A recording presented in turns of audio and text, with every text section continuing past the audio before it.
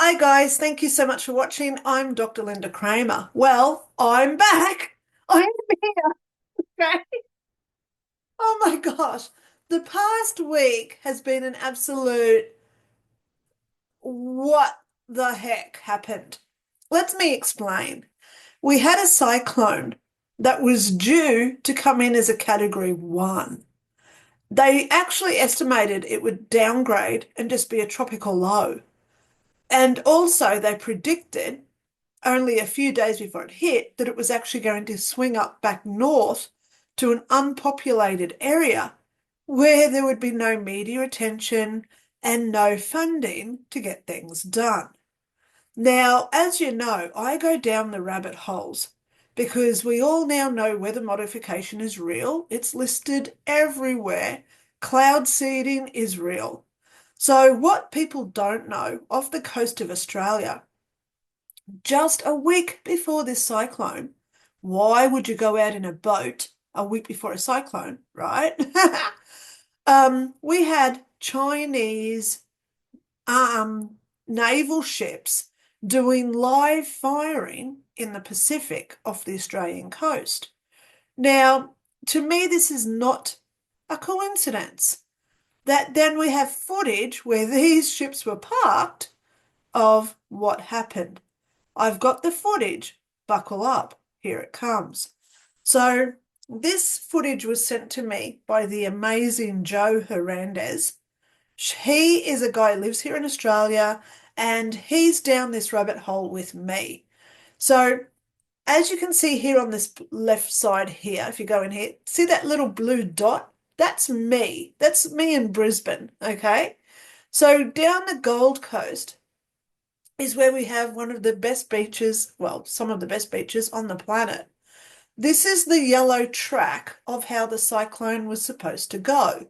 It came in, so it came up from the top, it came around, did a big circle, and it was supposed to come through. So there it is sitting there right now. It was tracking right up past Brisbane, which is here, and it was going to go up towards Bundaberg and Hervey Bay, which isn't very populated. I want you to pay attention to this circle here where Jay Hernandez's name is. This, ironically, could allegedly be where the Chinese ships were firing things into the sky. I hope you're following what I'm saying here. So let's play this footage from Jay Hernandez, okay? And have a look at this part here. So this is the cyclone track, okay? This is the cyclone track. That's where it is. But watch here. Okay?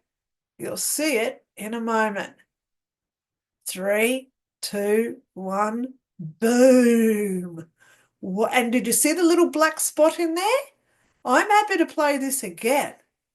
So watch it come in and watch for the little black, the eye. Here's the eye of the storm up here in yellow. So what the hell is this? Here it comes. There's the black dot. Okay, let's watch it just one more time. You can go back, rewind the tape, right? And watch it and watch it and watch it again. Okay, boom, here it comes.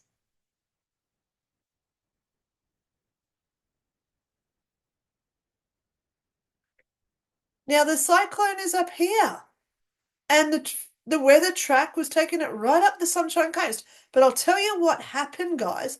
After this big plume of whatever, this cyclone changed its course and came straight across like it was attracted to this big thing. And it came straight across here and hit me head on in Brisbane. I'm telling you, this cyclone went straight across and hit me in Brisbane, where I am. That's where the cyclone hit. So as the swirling, because our cyclones here in Australia come around clockwise, so as all this weather from the outside in the ocean is collecting all its rain, guess where it dumped it all? All on the Gold Coast. So now, if I just bring this down a little bit because I've got other screens open, if I go into Google and I put in, let's go there, beach erosion Gold Coast, okay? Have a look at what's happened to the Gold Coast. So this was only last week. Now you can do the same Google if you want to do it. There's heaps of video. So you can look at short videos, you can look at the videos, but all the Gold Coast beaches are now washed away. Bang. Now, before we say, oh my God, this must be this must be climate change, we've got to remember that back in the 60s, this exact same thing happened. And what they did back in the 60s is they put in used car bodies as landfills. Hundreds of car bodies were used as car landfill to bring back up the beaches, but that was further down south at the other end of the Gold Coast.